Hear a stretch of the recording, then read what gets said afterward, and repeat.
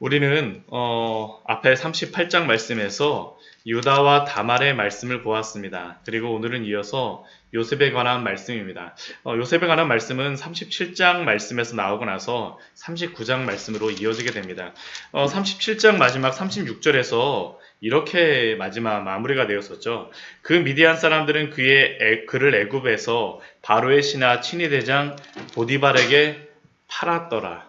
요셉이 애굽의 시위대장 보디발에게 팔렸습니다. 그러면 그 뒤에 일어나는 사건이 무엇일까요?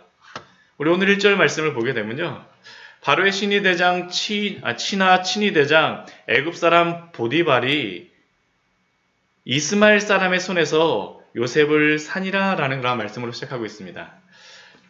그 이스마엘 사람들이 보디발에게 팔았고 오늘 말씀은 요셉을 사는 것으로서 시작됩니다.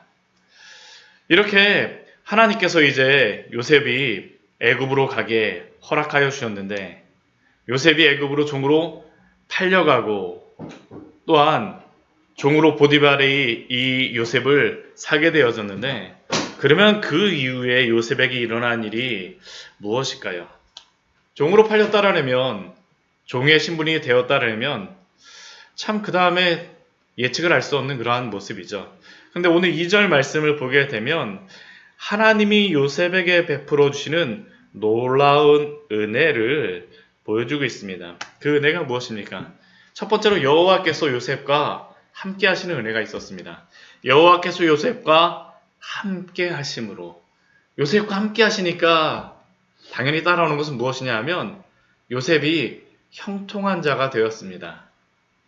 종의 신분으로서 형통하게 되었습니다.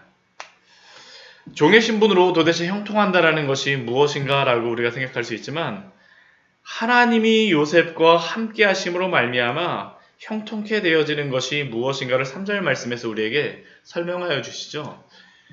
하나님이 요셉과 함께 하시는 것을 주변의 사람들이 보게 되어집니다. 3절 말씀이 바로 그것이죠.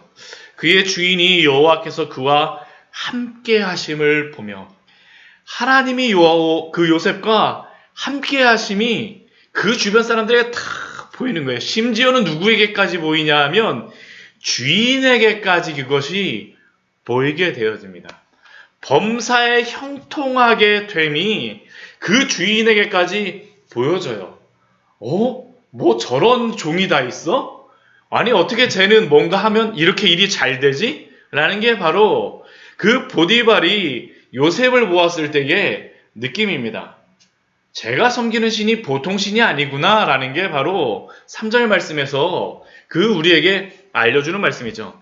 요셉과 함께 하시니까 요셉이 형통한 자가 되고 주변의 모든 사람들이 요셉의 형통을 보게 되고 하나님이 함께 하심을 고백할 수밖에 없다라는 겁니다. 그러니까 그 다음에 어떤 일이 벌어지나요? 요셉을 그 보디발의 집에 총무로 삼습니다. 주인에게 은혜를 입어요. 주인에게 은혜를 입었다는 게 바로 요셉을 총무로 삼았다는 겁니다. 모든 것을 다 믿고 맡깁니다. 5절 말씀 보게 되면 요셉에게 자기의 집과 모든 소유물을 다 주관하게 합니다. 어떻게 나이도 얼마 되지 않았잖아요. 나이도 굉장히 젊은 그 종에게 팔려온 지 얼마 되지도 않은 그러한 종에게 얼마나 그 은혜가 있었는지 하나님이 함께 하시는 그 은혜가 얼마나 컸는지 자기의 집과 모든 소유물을 다 요셉에게 맡깁니다. 물론 요셉이 이렇게 그 주인에게 보여줬다는 것은 요셉이 충성했다라는 것입니다. 충성했다라는 것이에요. 이거 우리가 무시하면 안 됩니다. 지금 요셉은 어떤 상황입니까? 자신의 그 아버지의 아들, 야곱의 아들로서 왕자와 같은 그 옷을 입고 있던 그 상황이었습니다. 근데 지금은 무슨 옷을 입고 있나요? 종의 옷을 입고 있죠. 그런데 그 종의 옷을 입고도 요셉이 애굽이라고 하는 이 이방 나라에 팔려와서도 세상 속에서 너도 어떻게 했다는 겁니까? 충성하였다는 겁니다. 지혜롭게 행하였다는 것이에요. 우리는 예수님을 믿으면서 이 세상 속에 살아갈 수밖에 없어요. 근데 이 세상 속에 살아가면서 신학으로만 살아간다? 그럴 수가 없죠. 우리는 요셉과 같이 애국과 같은 세상 속에서 살아갈 수밖에 없습니다. 그럴 때 우리에게 필요한 것이 무엇일까요? 세상 속에서도 우리가 지혜롭게 행하는 것입니다. 충성스럽게 행하는 것이에요. 정직하게 행하는 것입니다. 하나님 앞에서 그가 살아갔다라는 것이죠. 이 뒤에 보면 이제 나오겠지만 그렇게 지혜롭게 충성스럽게 행하면서 하나님이 주시는 그런 은혜가 무엇입니까? 함께 하심 가운데에 형통케 하심을 보게 하셨다는 겁니다. 세상에 살면서 여러 가지 어려움 가운데 있으십니까? 하나님의 이 은혜를 간구하십시오. 간구하세요. 그렇지만 우리도 우리에게 맡겨진 일에 대하여서 충성하며 살아간다는 것을 결코 잊지 마시기 바랍니다. 우리에게 맡겨진 일에 대해서 충성하지 않고 하나님이 함께만 해주세요? 아닙니다. 우리가 충성하는 가운데에 하나님이 함께 하시는 그 은혜가 있을 때에 주변의 사람들이 보게 되어져요. 그러니까 그 이후에 있는 일이 무엇입니까? 여호와께서 요셉을 위하여 그 애굽 사람의 집에 복을 내리십니다. 5절 말씀에 그렇게 말씀하시잖아요. 이게 굉장히 순리적이에요. 굉장히 무르르듯이 이루어지는 것입니다. 요셉을 위하여서 그 주인의 집이 복을 받는 겁니다. 그 집과 그 밭의 모든 소유에까지 그 하나님의 함께 하심이 그 모든 것들에 미치는 것입니다. 이게 복 받는 것이, 이 복이 그 믿는 성도를 통하여서 미쳐지게 되어지는 것이죠. 이것이 바로 주어졌던 것이 무엇입니까? 아브라함에게 주셨던 그 복이지 않습니까? 우리 창세기 12장 말씀을 보게 되면 이렇게 말씀하죠. 아브라함에게 주셨던 그 축복. 12장 3절 말씀을 보게 되면 이렇게 아브라함에게 이렇게 축복하십니다. 너를 축복하는 자에게는 내가 복을 내리고 너를 저주하는 자에게는 내가 저주하리니 땅의 모든 족속이 너로 말미암아 복을 얻을 것이라 하신지라. 하나님이 아브라함에게 주셨던 그 축복이 요셉을 통하여서 그대로 드러나고 있는 겁니다. 아브라함을 복의 통로로 삼으신 하나님께서는 이삭을 복의 통로로 삼으셨고요. 야곱을 복의 통로로 삼으셨고요. 야곱에게서도 증명이 되어졌었죠. 무엇이었습니까? 삼촌 라반의 집이 축복을 받았던 것과 같이 요셉을 통해서도 동일합니다. 심지어는 이방 사람인 애굽의 그 친위대장 보디발의 집에게까지 복이 내려지는 것이에요. 하나님이 내려주시는 것입니다. 복은 결국 무엇입니까? 결국 하나님이 함께 하시는 것으로부터 비롯된다는 것을 우리에게 말씀하고 있습니다. 하나님이 함께 하심이 형통함입니다. 그 주인이 요셉에게 은혜를 베풀자 그 요셉을 통하여서 그 주인이 복을 받게 되어지는 것이죠. 저는 이러한 은혜가 우리 광야의 샘교회 모든 성도님들의 그 삶 속에서 드러나기로 합니다. 이게 바로 하나님이 함께 하시는 것이고 우리를 통해서 하나님의 영광이 드러나는 것입니다. 요셉을 통해서 하나님께서 이렇게 일하세요. 하나님께서 그렇게 일하십니다. 어디까지 그 주인이 맡기게 됩니까? 6절 말씀을 보게 되면요.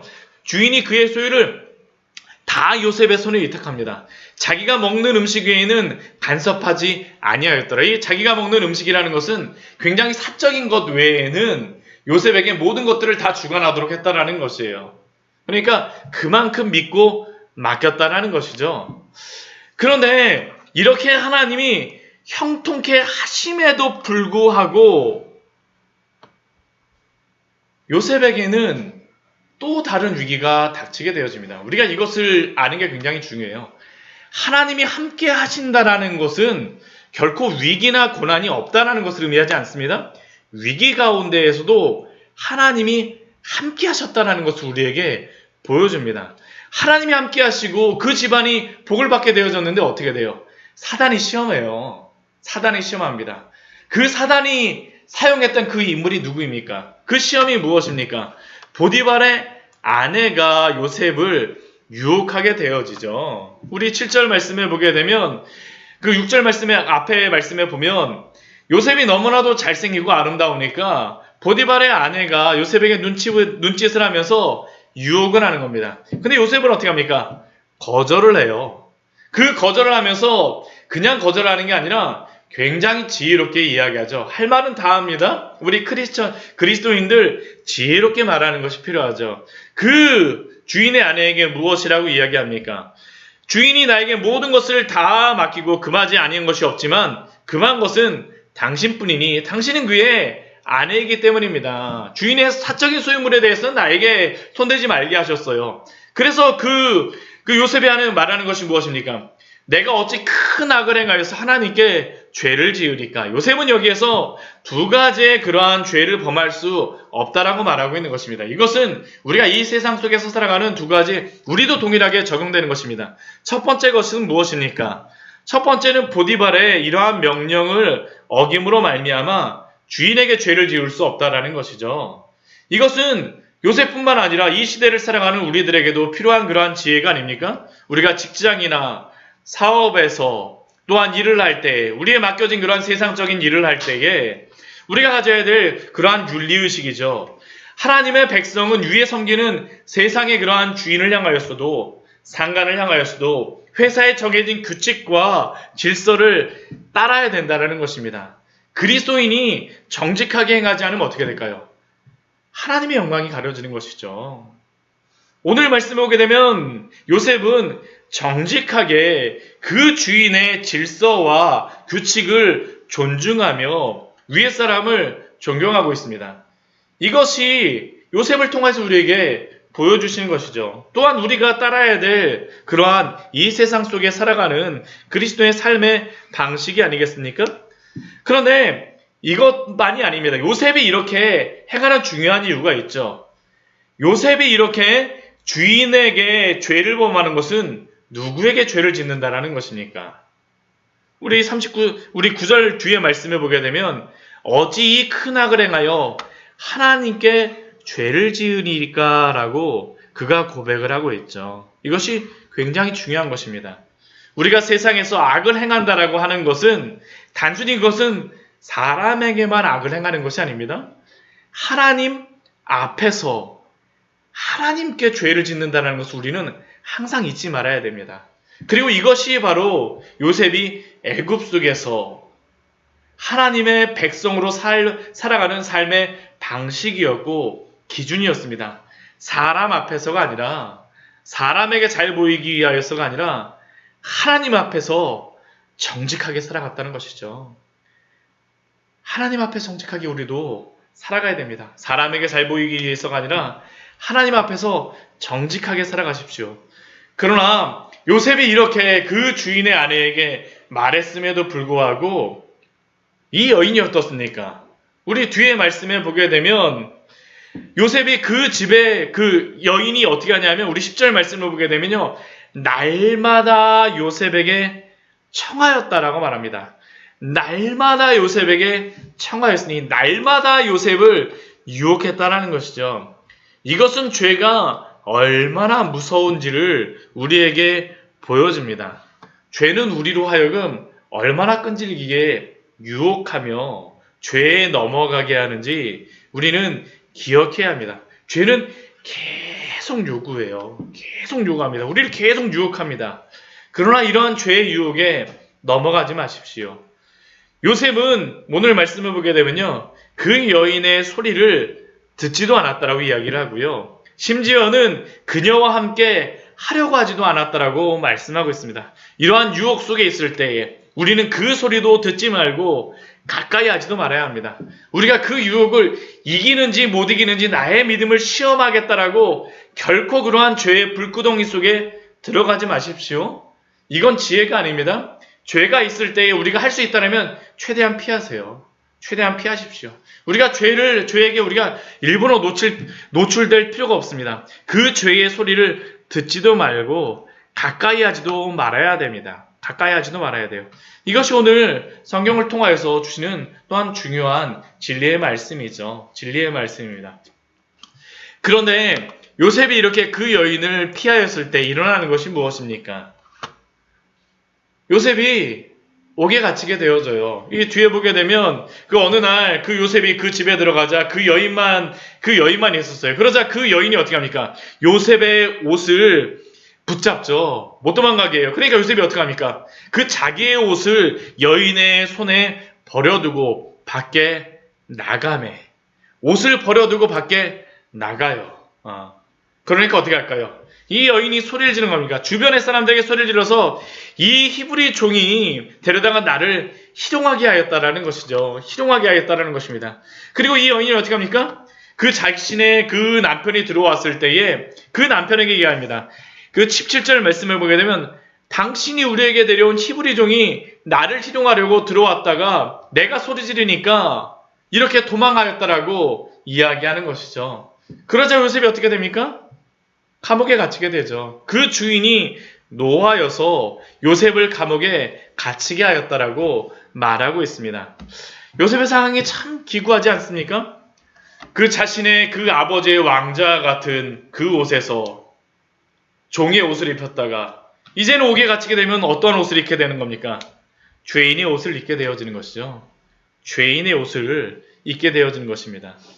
왕자 같은 채색 옷을 입는 신분에서 종의 옷을 입고 그것도 참 억울한데 이제 겨우 종으로 팔린 집에서 주인의 논에 들어서 총무로 발탁되어 마음의 안정을 찾아갈 만하니 주인의 부인이 유혹하여서 이제는 감옥에까지 갇히게 된 것입니다. 죄인의 옷을 입게 되어진 것이죠. 그런데 그 감옥 속에서도 주시는 은혜가 무엇입니까?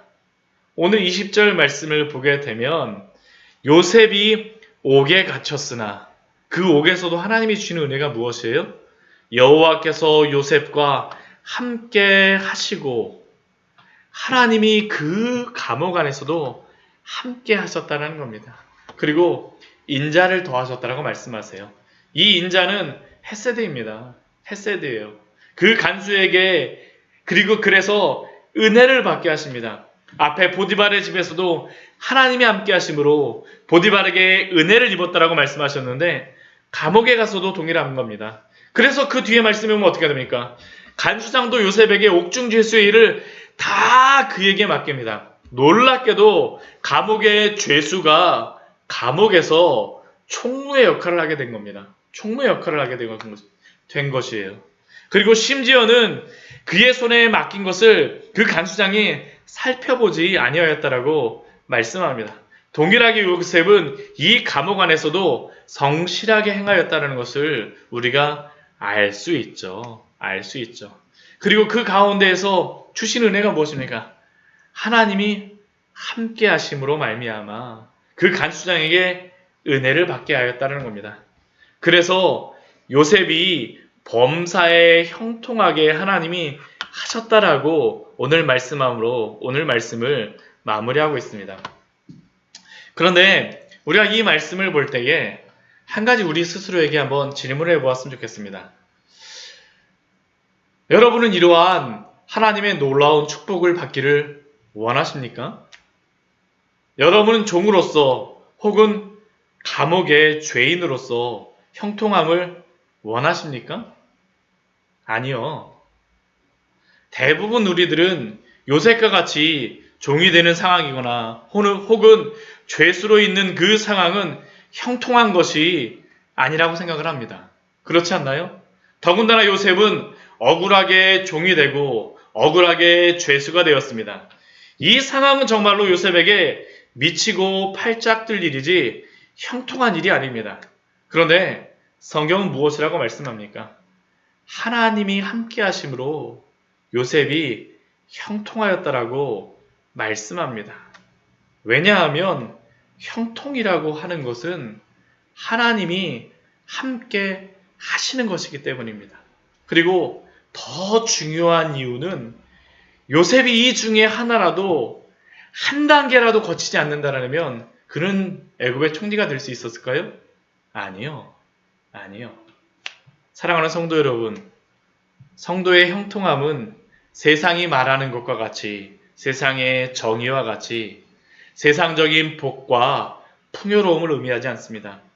하나님이 함께 하시는 것이 바로 형통한 자리이며 또한 하나님의 인도함을 받는 자리가 바로 형통한 자리입니다. 요셉을 통해서 우리에게 그것을 말씀하여 주시죠. 오늘 말씀을 보게 되면요. 하나님이 함께 하신다라는 것을 4번이나 반복하고요. 하나님이 형통케 하신다라는 것을 바로 그 뒤에 4번씩이나 반복하고 있습니다. 고난 속에 있다 할지라도 하나님의 임재 가운데에 형통함을 누리시길 축원합니다. 또한 평안하다 할지라도 하나님의 함께 하심으로 말미암아 그것이 형통함임을 아시고 그것을 인하여서 평안함을 누리십시오. 이것이 바로 우리가 하나님께 감사하며 믿음으로 살아가야 되는 그러한 삶의 방식입니다. 오직 하나님이 우리와 함께 하실 때만이 우리는 형통한 자입니다. 이것을 오늘도 믿음으로 하나님과 함께하며 형통한 자로 하나님의 그 인자하심과 은혜를 누리시는 귀한 성도님들 되시기를 축원합니다. 같이 기도하도록 하겠습니다.